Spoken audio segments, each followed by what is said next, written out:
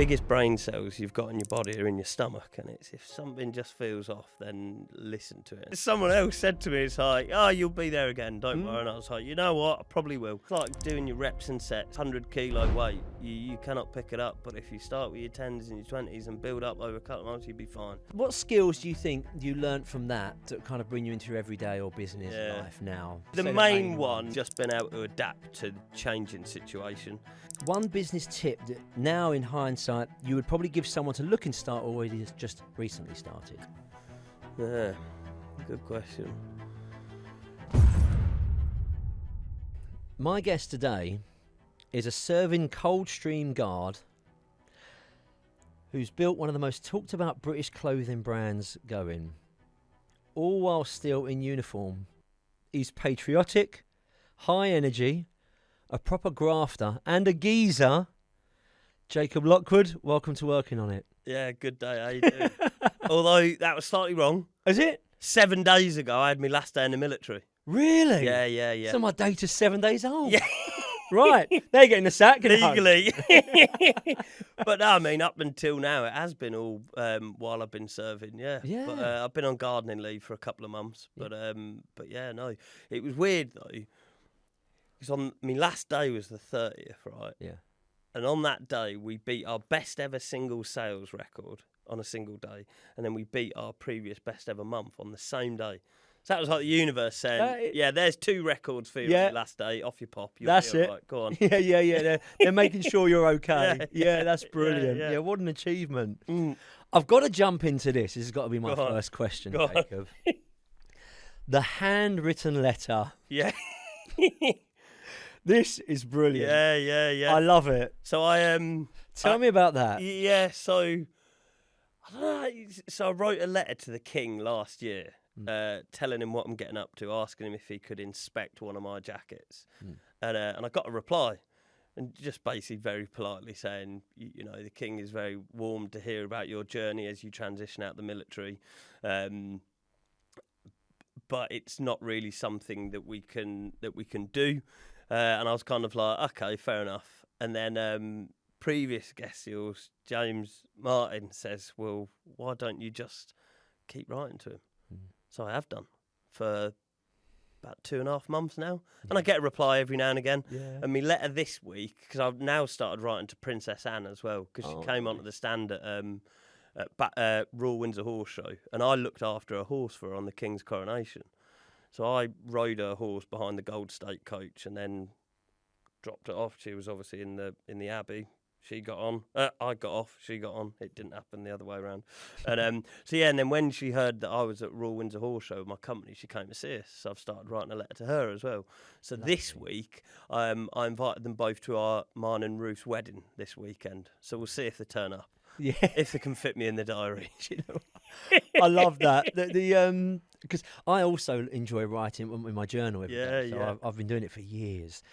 But to see somebody else, I know thousands do, but see someone sort of like broadcast it as you do on Instagram, like just writing, handwritten, pen and paper, the old style, really like got to me. And I was like, that's amazing. Yeah, that connects with me a lot. Because eventually, someone in the royal household, because it obviously doesn't come a handwritten letter back from the King, it comes from like his equerry or head of royal correspondence. But eventually they're going to say, look, should we just just stop this guy writing us letters every week? Let's just, because Princess Anne, I invite her to the factory because she visits a lot of factories, and then the King, well, I basically just let him know what I've been getting up to. Yeah. But eventually I'm going to get a letter back saying, right, what do you want to leave us alone?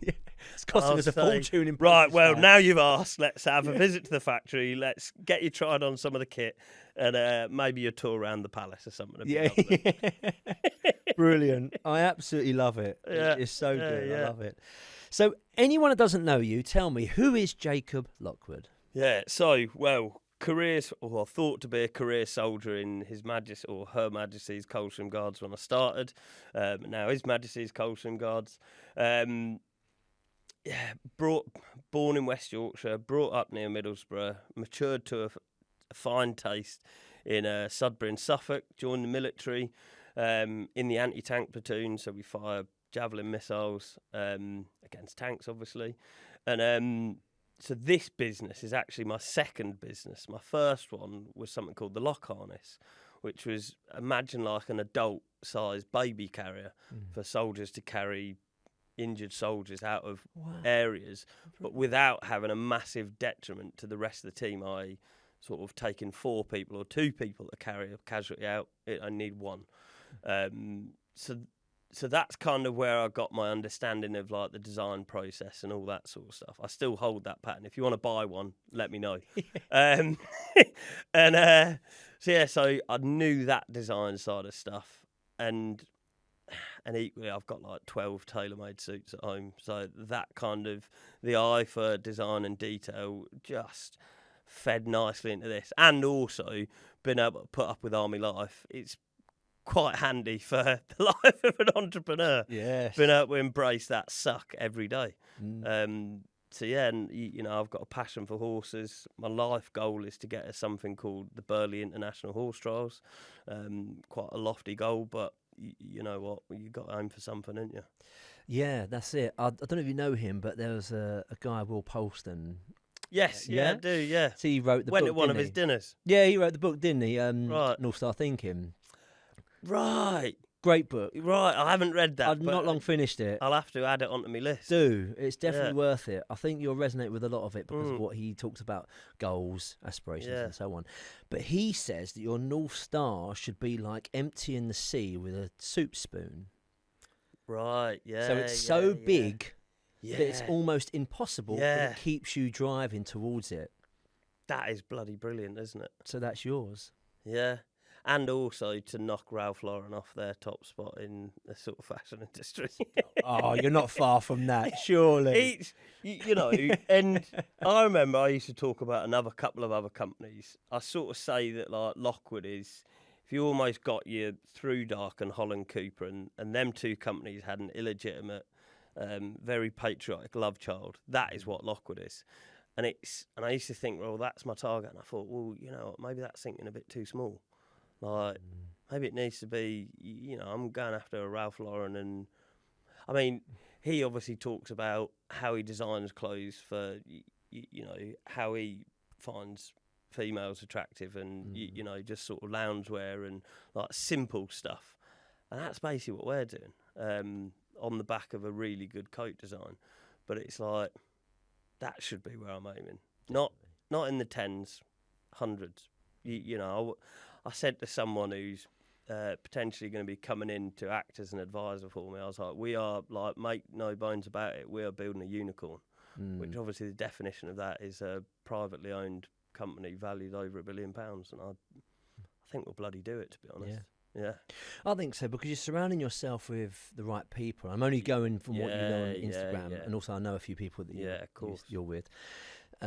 So you're definitely putting yourself in the right environment, and I think environment is key to any success. Yeah, without a doubt. Yeah, you know, people that you surround yourself with regularly just lifts you, or can take you down, depending on who the people are. Of course. Yeah, but you're certainly making the right decisions with the right people. Well, I'm glad you said that.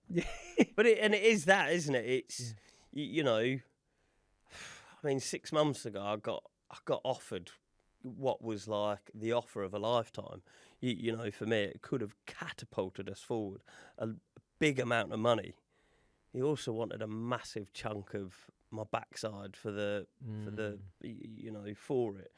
And there was just, an old mentor said to me, the biggest brain cells you've got in your body are in your stomach, and it's, if something just feels off, then listen to it. And there's something about that guy, I just thought, yeah, so I had to say thank you, no thank you, all while I was struggling massively in huge amounts of debt, taking on more debt, horrendous interest rates.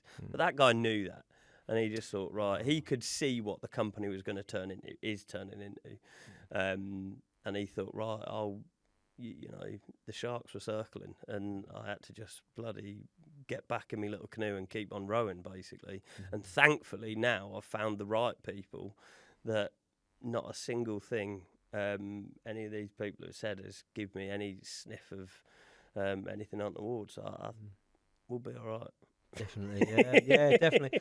I love what you said there. Your main brain cells, or your biggest brain cells, are in your stomach. Yeah. So it's like trust your gut. Yeah, That's brilliant. Yeah, and there's something about the human brain that is just so flipping great at letting you know when something's off. I thought it goes back to that caveman era sort of stuff of knowing when the saber-toothed tiger's about. You know, if it doesn't, and that it's like, if it seems too good to be true, it probably is. It's you've just got to listen to your instinct a bit, because this game, there's so much risk involved. There is no right or wrong answer. Someone could be running a company almost identical to you, but they might have blonde hair instead of brown hair, and all the different factors will just change the outcome. So you can't necessarily I take as much advice from as many different people as I possibly can. I think it's one of my strengths. I will go cap in hand to someone, ask them what might seem like a stupid question. Because I just think, ask as much as you can, get as much from other people as you can, and then, like the general on the battlefield who's getting all his information from all the different places, it's him that makes the decision. Everyone else has their own opinions from their perspectives. I've got to take my decision from my perspective. And yes, I made some mistakes, but then it's like, okay, well, you learn from that, didn't you? Every mistake, there's always a positive to it, because it's like, well, I won't bloody do that again. Yeah, so true. And it's really good what you say about listening to other people, because sometimes I don't know whether arrogant is the right term. Perhaps it isn't. But those that are not open to other people's opinions, I think will limit their growth. Big style. Because you may not agree with everything that you hear. Yeah. But you take it on board and you say, thank you very much. Let me digest that. I'll come back to you. Or I might adopt that. Like you said, from your point of view, you're taking it on. So you're learning constantly like a sponge. Yeah. Always taking on new things, because you're learning from their experience. They're giving their opinion from their experience. And you think that's worth knowing. Yeah, It might be not be adopted right now, but that'll sit in the back of your brain. And one day you might need that tool.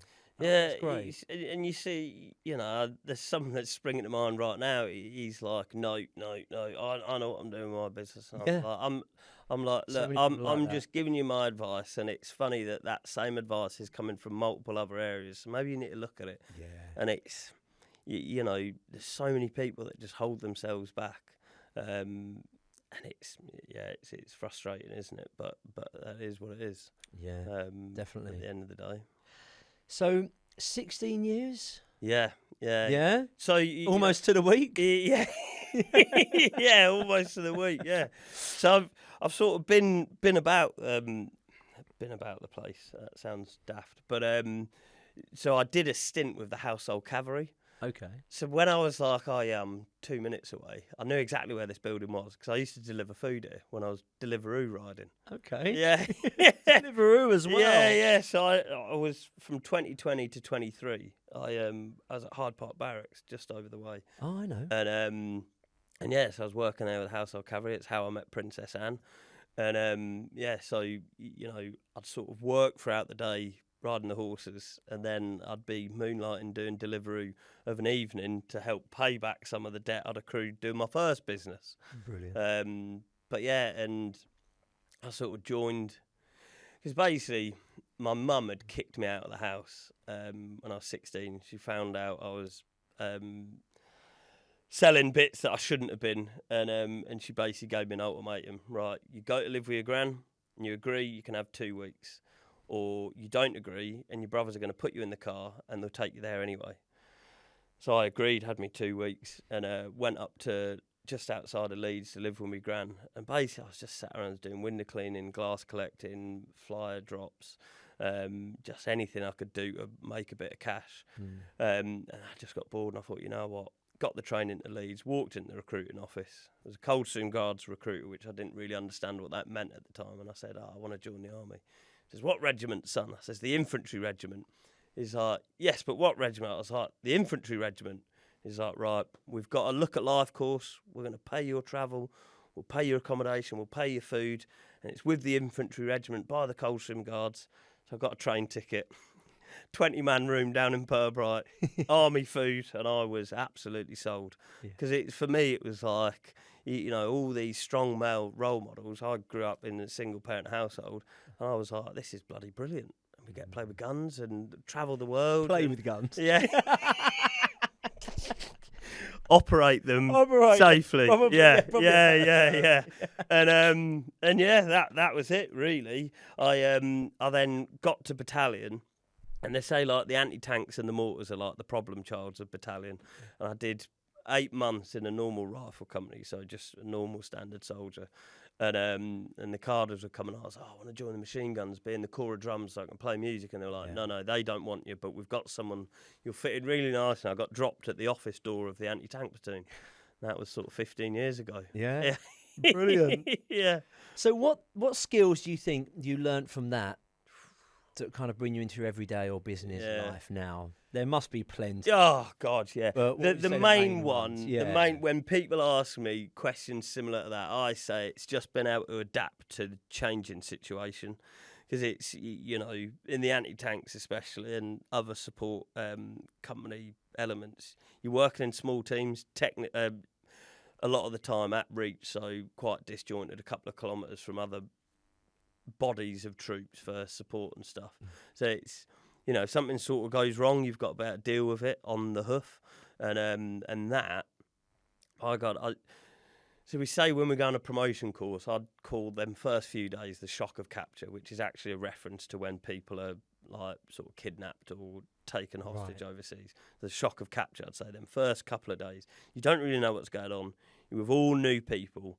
You're on a course, so you're like looking left and right, and you're like, right, I need to beat this guy, I need to beat this guy. How do I size up to him? How do I size up to them? And so it's like that shock of capture. And I say running this business is a little bit like the shock of capture, but it doesn't wear off after 2 days. Yeah. It just constantly changes. But by being put under that pressure so much throughout my career, it's you know, I saw the army as my career. Little did I know, actually, it was just my basic training for running this company. You know, that constant adaptive changes and problem solving over sort of 16 years, along with quite a bit of fun and travelling about a bit, you know. Yeah, brilliant. So that is definitely the main one. But, you know, the problem solving aspect and just being able to put up with, who knows what's going to happen? Don't know. Yeah. Like, just deal with it, crack on. Yeah, with business, it's just anything can happen at any time, can't it? You really, and internally and externally, you think you got your house in order, and something externally happens. House, yeah. So it's just crazy. That's a long time coming, though, the house in order, by the way. Yeah. You've got to be in business for about 10 years when you get to that stage, you know? It's crazy. Yeah, so, and this is the swings and roundabouts of business, right? So 8 weeks ago, I came 4 days away from losing my house. Yet a week and a half ago, 2 weeks ago, I signed a deal for like a massive amount of funding at a ridiculously brilliant interest amount and payment terms, like life-changing. And that is the swing. Yeah. And it's so when I say about the like horrendous interest loans, I had a 30 grand secured loan against my property, which I was selling, which I bought after coming back from Afghanistan. And I told them, look, I'm going to be buying this house. You know, will I be able to change it onto that? And they were like, yep, that's absolutely fine. Give us your 3.5 grand to open the line of credit. Ridiculous. And then paid my £1,000 a month interest while I had it open. I only had it open for 2 months. And then I had a completion date on the Monday morning for the Thursday. Exchange contracts Thursday, complete Friday. So I rings them up. Right, yep. We've got the contracts exchange date. So like you said, I'll get a hold and da-da-da. And they were like, yeah.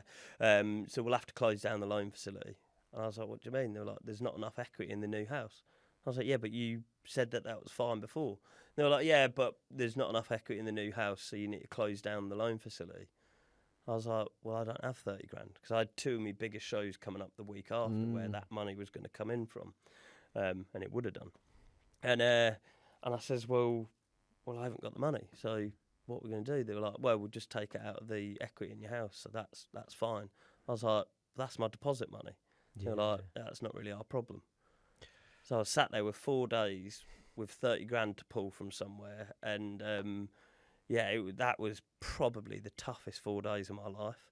And even now, I've told this story a couple of times now to people, and every time it like makes me feel pretty crap, because them 4 days, like Ruth, you know, she has been my rock through this, and it's like I was sat there thinking, oh my God, I'm about to lose our house. And we had our move out, kick out day from our army house. So a genuine option that we had, it's like, right, okay, we're going to have to buy a caravan and pitch it up at like a farmyard somewhere. Ballet Park. Yeah, but all that or pay rent. But it's, money needs to keep in the business. So I was like, right, but luckily I reached out to a couple of people that I've met through doing this, and it was like the 11th hour, the Wednesday afternoon.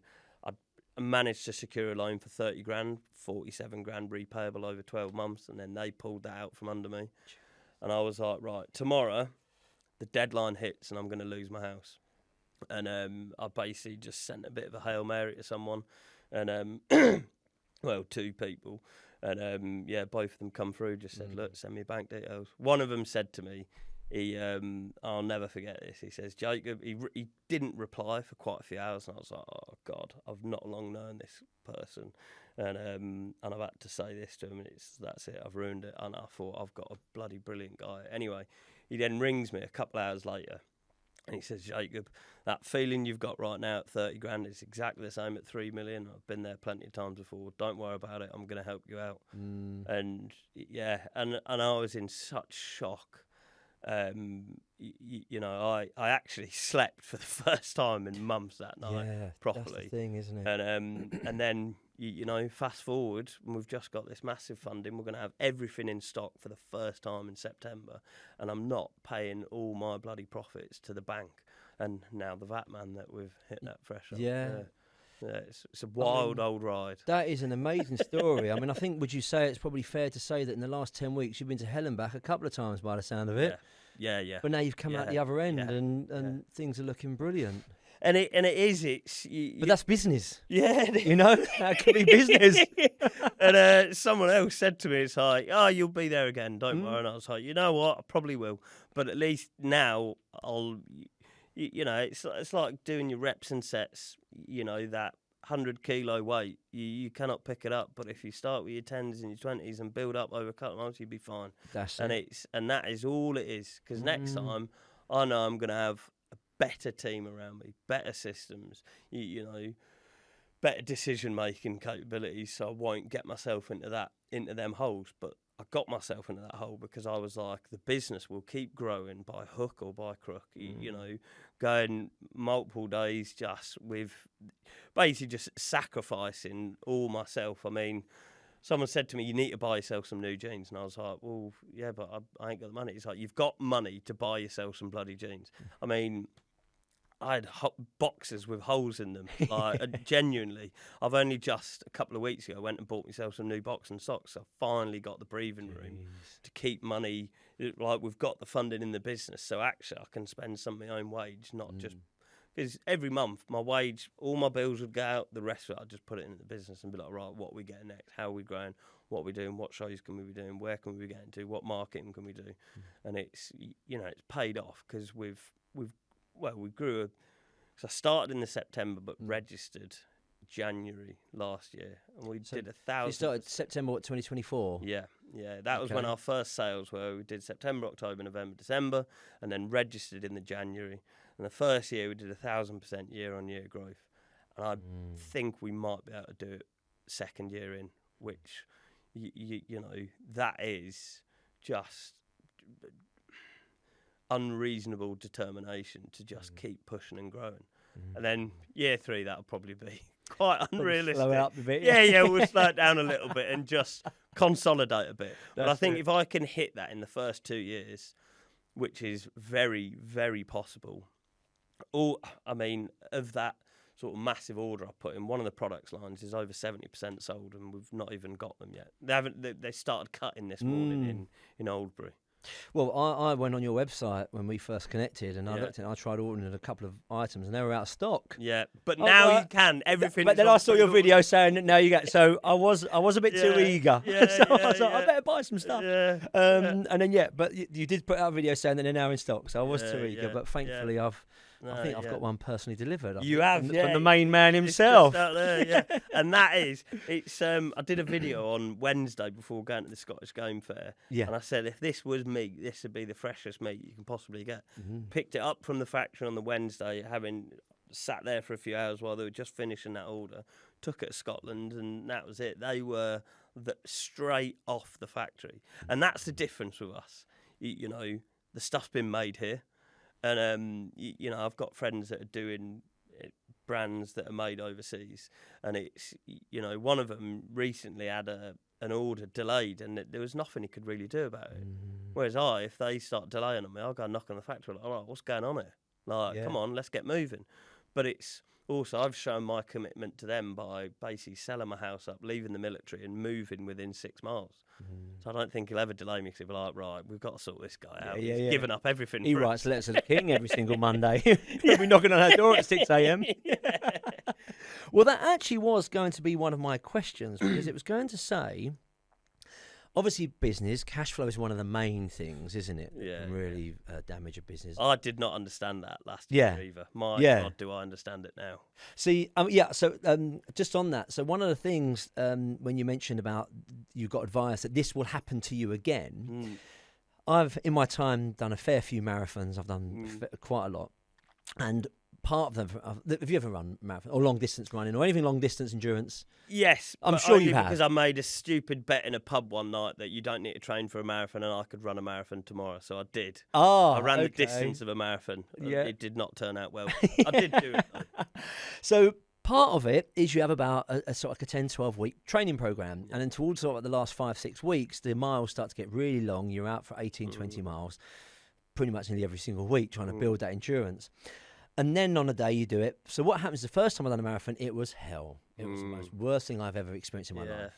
And then when I got to marathon like 14 and 15, and I got to those longer miles. I've done a couple then, Yeah. So I've done quite a few. I've done 4 in a month at one point. So when I got to like the longer distances on this training program, much further down the line, I knew mile 6, okay, you know, like my ankles, and I start getting a bit worn, but I know you feel them. You're like, in 1 mile they go. And then all of a sudden you start feeling your glutes. You're, okay, 1 mile ago. And then your hip about mile 20. You're like, I know that comes and goes. You know. So what it does is rather than thinking, oh, God, what's that? And you start to think, you start to stop. I know. I'm like, here it comes. I know it goes in a mile. No problem. Yeah. Zach is saying with a business experience, you know next time, I know all I've got to do is to reach out or perhaps even be proactive with it and say, do you know what? I feel this growth pain is coming a little bit. Let me start making some good connections now so I can lean on that when that time comes, because you've got that experience to take you into the next troublesome time, of which there'll be many growth pains, because it sounds like you're literally just going to take on the world. So, I mean, you're going to have a lot, but it's going to be so worth it. Yeah. You know? And it's, you know, when we used to go tabbing in the army, you know, all the younger lads and that, when you'd go for longer distance stuff, you see it and you just be like, it's only going to hurt for the first couple of miles, and then once you get through that, you just got to get past that bit, and then once you're warmed up, you're just going, isn't you?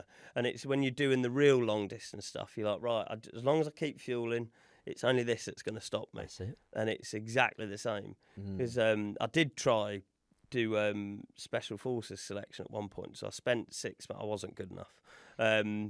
I spent 6 months out on the hills, and that was just by myself, and it does feel a little bit like that. I'm just out on the hills by myself, except for now, just recently, I've got my battle buddies coming in, and then now we're going to bloody take the world on. We really flipping are. I love that, Jacob. Battle buddies. I love that. That is absolutely brilliant. Yeah. Love it. So the question that I had with you factoring everything in UK or Britain, I know if you were to go somewhere else, you'd probably increase your net profit by about 35%, 40%. Probably more than that, yeah. So why not? Yeah.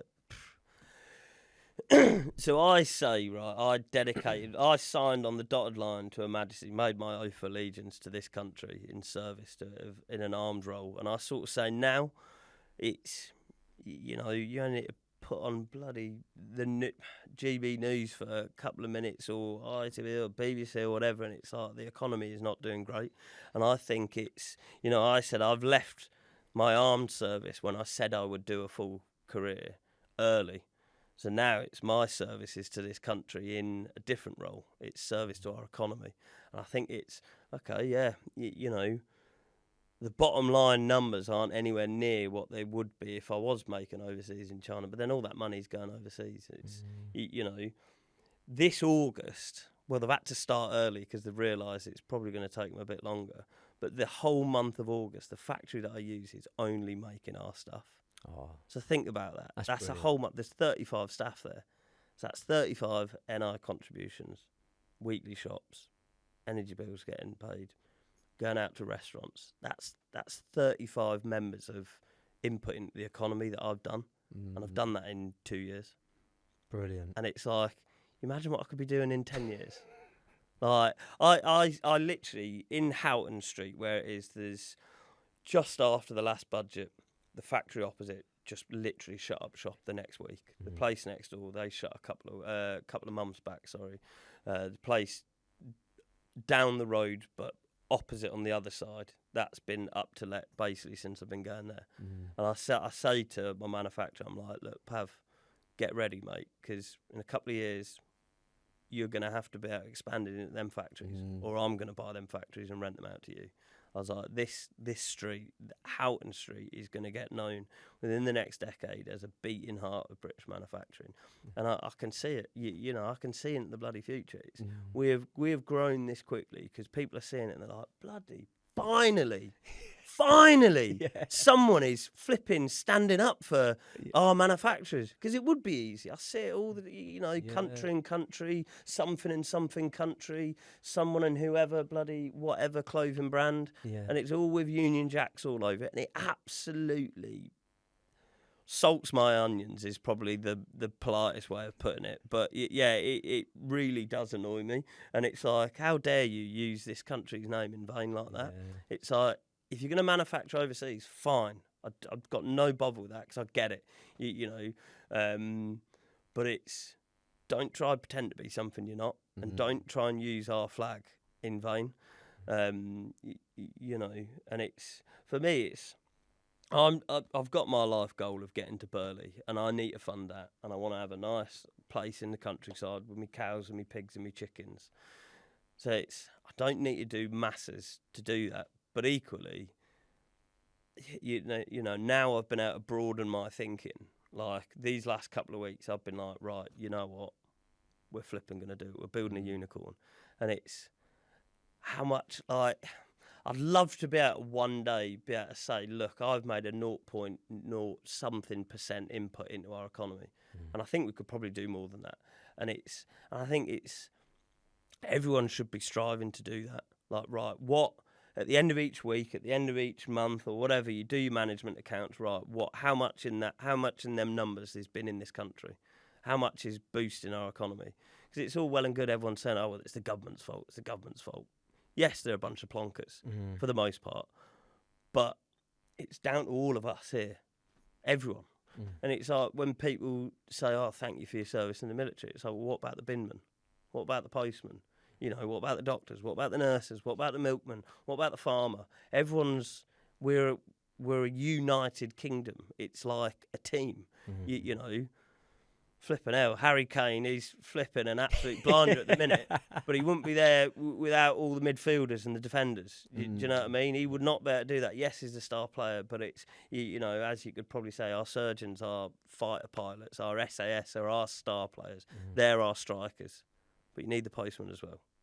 Do you know what I mean? And I think we all need to be doing our bloody bit right now, because if everyone just focus, right, let's stop offshore and let's really try and make a net positive. I think probably if you had 10,000 real psychopathic entrepreneurs working on it, they'd probably turn the country around just by growing the businesses. Yeah. Yeah. Jacob, I love that. I feel very passionate. Yeah. Very patriotic. Yeah, but it's right though, isn't it? It's right. You're absolutely spot on. You're absolutely spot on. And and I think sometimes people think that they can't make a change because it's just so tiny. But if everybody had that same attitude that you have and say, okay, I know my improvement or my difference is going to be very, very small, like you say, 0.0%. But if everybody done that 0.01%, it's exciting, isn't it? Like you say, 10,000 people. All of a sudden you're talking 10, 15%.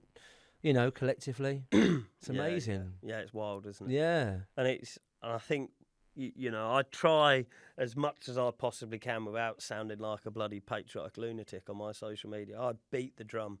Excuse me. I beat the drum for other companies that are doing made in Britain, and it's like, if a professional marketer came in, they'd be like, "What the hell are you doing? Stop sharing stories of other companies." Yeah. But I'm like, no, if they're doing good, they are friendly forces, and it's like, yeah, France used to be our enemies, now they're friendly forces. Yeah.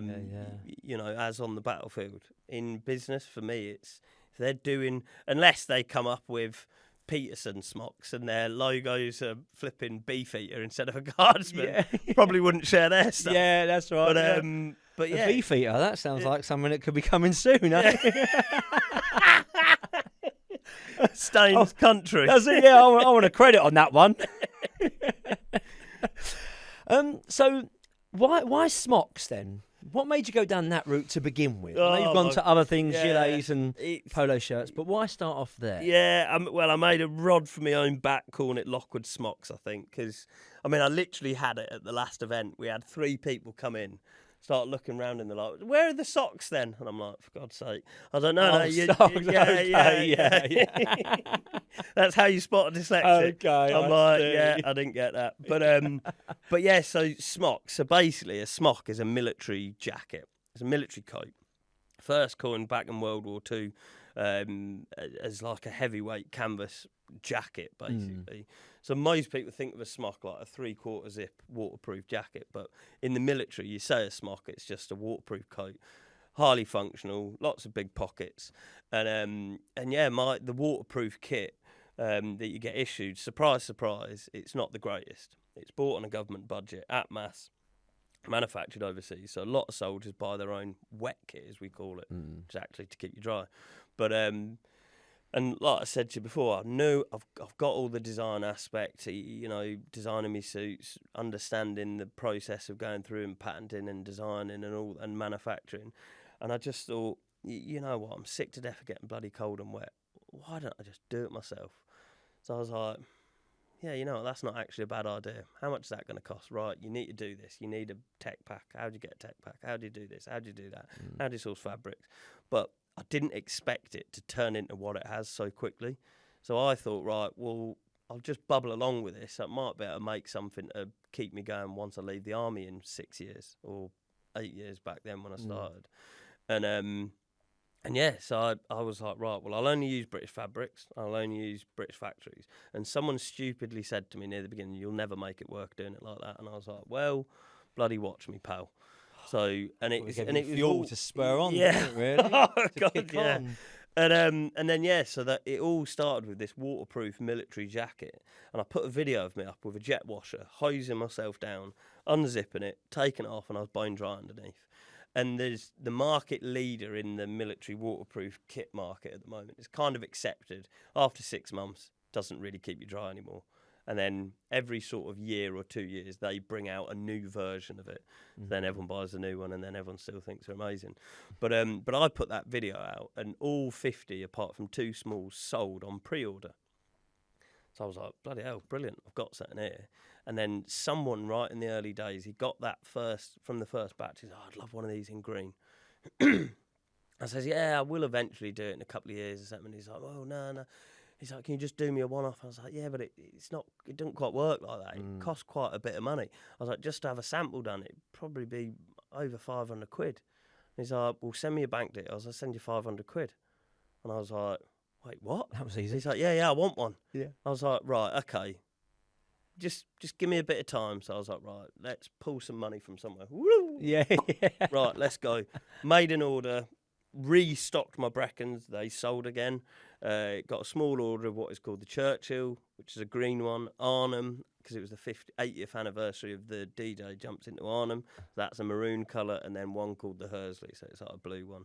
And yeah, all of them sold. I was like, I think I might have something here. But then it started getting warmer, sort of springtime last year, and I thought, right, what else can I do? Well, maybe I'll just do like a nice little gilet, a little underlayer. Did that, they all sold. I was like, bloody hell, I've created something here. So then I just kept like, right, well, it keeps selling, so let's loan more money. But obviously I was then going to shows that weren't working. I was trying out with a bit of meta ads, which were just inefficient. We were doing it ourselves. And we're basically all the profits I was just wasting making mistakes. Although really I was teaching myself. You know, that was my always lessons. Yeah, that was my business degree. Yes, you know, and and then and it's just grown and grown and grown. I found a better factory, which are now my whole factory. It's all just so all the jackets are the exact same design. I made a couple of tweaks to the initial design, so changed from buttons to poppers. It's a solid design, and that jacket, you know, like the general purpose machine gun, like the flipping 50 cal or anything like that, designs that have stayed the same for the Bic pen, you know, that will stay exactly the same. We've nailed it. You know, put that design to bed. That is fine. Fix it. Yeah. Just different fabrics for different types of activities, but the jacket itself is flipping solid, and they look so flipping smart. And you know, little did I know I'd be. Yeah, I had no clue what I was building. But it's, you know, like the guy that said to me, you'll never be able to do that. Actually, it was probably quite an impossible challenge I was doing, like founding a genuine British-made brand. And it is a brand. Like, you know, we've got all sorts. I mean, like Alan Titchmarsh has one. Like Oisin Murphy, champion jockey. And so I say it, obviously, we've mentioned it, but it's like I'm pen pals with the King and Princess Anne. Say that again. And it's, you know, and all that is off the back of just being sat in a hole on Salisbury Plain or various other places around the world, freezing cold and wet. And it's, but like a lot of these great creations, they come from someone having a problem and thinking, right, I'm just going to do something about this. And yeah, here we are. Brilliant. I love it. So I've got a couple of quick fire round questions. Oh, God, right. So here we go. Yeah. Barber or Lockwood? Lockwood, obviously. Watch out, Barber, we're coming. Yeah. I'd be too far behind, to be fair. So one person, dead or alive, you'd love to see in a Lockwood smock? Oh. Now, yeah, I mean, I remember I got asked something similar. It was, who would you like to have a meal with? And I said the Queen then. And it just came to me because I was like, that's one lady. I saw her once. She popped out right in front of me a couple of months before she sadly passed. And I didn't say a word to her because I froze up. And I remember saying then, you know what, I'd like to see the Queen. But I could just imagine Her Majesty working dogs on the side of a hill in the Highlands somewhere, wearing one of our vintage Arthurs. I think it'd look amazing. Yeah. Got to be. It's got to be. Yeah. But alive, I would. I'd like to see Princess Anne at Cheltenham. And to be fair, this ain't coming out before Saturday, is it? No, right. Princess Anne at Royal Windsor Horse Show said, "Oh, are you going to be doing some trench coats?" I says, "Yeah, it's funny you asked that because yes, we are." Yeah. I was like, "Right, write that down." Yeah, that's it. Yeah, entrepreneur. Because she always wears, and you know what I'm on about, them sort of long trench coat wax outfits. They normally got the shoulders. Yeah, it's like a second layer, isn't it, over the top? I know the one. And basically we're doing. We've Lockwooded a trench coat and it looks fantastic. I saw it, I was like, oh my God, like this is even better than I imagined it in my mind's eye. I was like, so the very first ones of them, the pictures are going to be coming out soon. I would absolutely love to see Princess Anne walking across the finish straight at Cheltenham wearing one, because it always rains there. And because she's probably my favourite royal, I think, just because I've met her and chatted to her, and she's got a good bit of crack. I think, with what you've done as well in the horses and stuff. So, okay, so last one. One business tip that now, in hindsight, you would probably give someone to look and start already has just recently started. Content. Just everyday film content. Put content out there. You've got to get in front of people's attention. People, you know, we live in this sort of 5-minute news cycle, swipeable videos. I say to everyone, I mean, I think there's 7 companies now that I have sort of bi-weekly check-ins with them, give them a bit of advice, put them on the straight and narrow, and there's like 2 of them now I don't speak to because they're absolutely flying, and they're just like, I said to them, when I basically broke up with him, I says, look, you don't need my help anymore. You've got it. Like, we're now just nattering. We can still stay in contact, but you don't need my help anymore. You're doing it.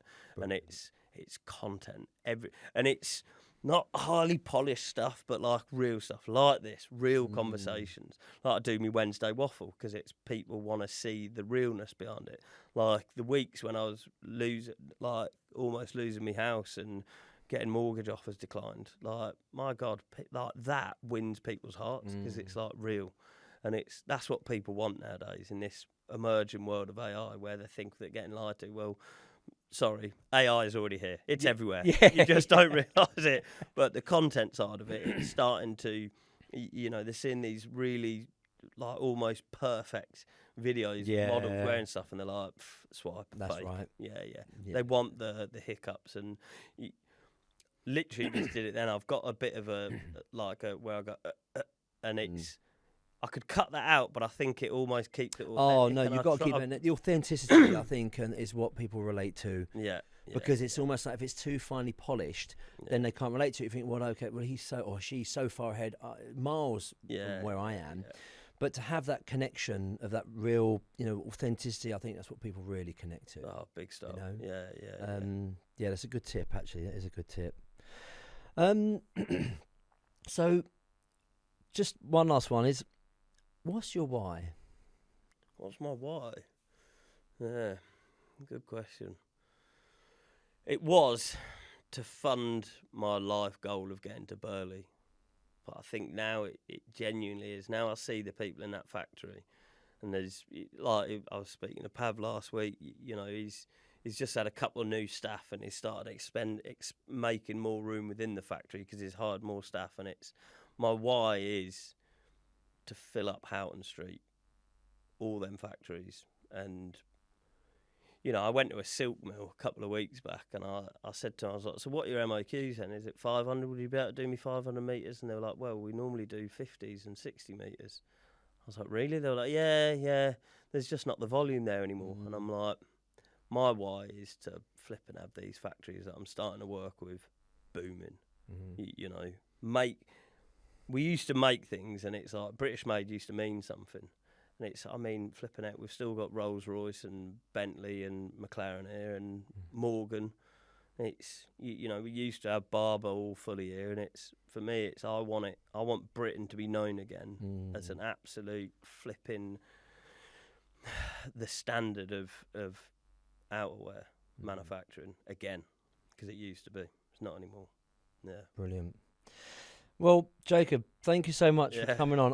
I've been wanting this for ages, so it's brilliant because I do follow a lot of your content and I love it. And I speak to a mutual friend, James, as well, and he always talks about you and your story, and I love it. So thank you very much. But I know that you have a closing tradition whenever you finish a conversation or a text or a video. So I'm going to let you finish the podcast. Yeah, baby. And I'll just finish it by saying thank you so much. Over to you. Yeah. It's been brilliant. God bless. God save the king. Thank you.